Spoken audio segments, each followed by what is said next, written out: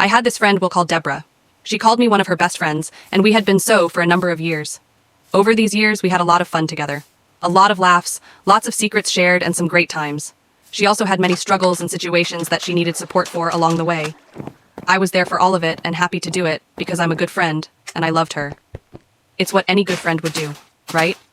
Fast forward to when I finally needed her, as I was going through something traumatic to me, and guess what? She was nowhere to be found. For months. When I finally hear from her and try to get some support, she cuts me off to talk about her and the current drama she was experiencing. It was in a way in which she seemed to be trying to one-up me. I felt defeated, so I just went with it and let her talk. About a month later, the same thing happened. I was truly baffled as I couldn't understand why she didn't want to hear me out or even care that I was hurting, especially when I had always been there for her.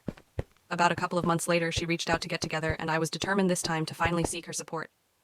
After she talked about herself, I started to share what I was going through, only to see that she had a glass-eyed look, as if she was going through the motions of listening and not really interested.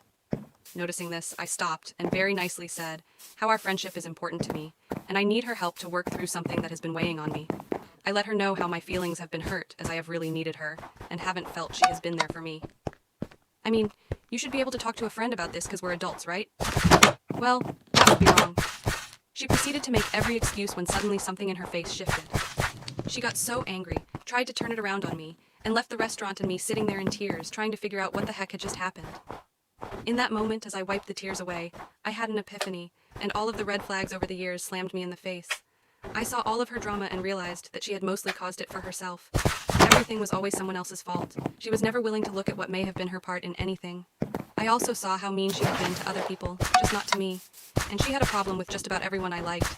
I even found out after I removed her from my life that the majority of my friends and family didn't like her. Seriously, they all had something to say about it. I wish they all would have let me know this before. I was also slammed with the fact that I was the friend in this relationship, and she was the user. Well, all of my feelings for her in that moment simply disappeared. I no longer cared. No hatred, no anger. Just done and gone. I walked out of that restaurant with a big weight off my shoulders and a much lighter heart. And the thing is, I truly wish her no ill will at all and hope she finds the happiness she is seeking. The moral of the story is, when someone shows you their true colors, believe them. I would much rather have a few true friends than a lot of false ones. Quality over quantity. It makes for a much happier life. Thanks for letting me share.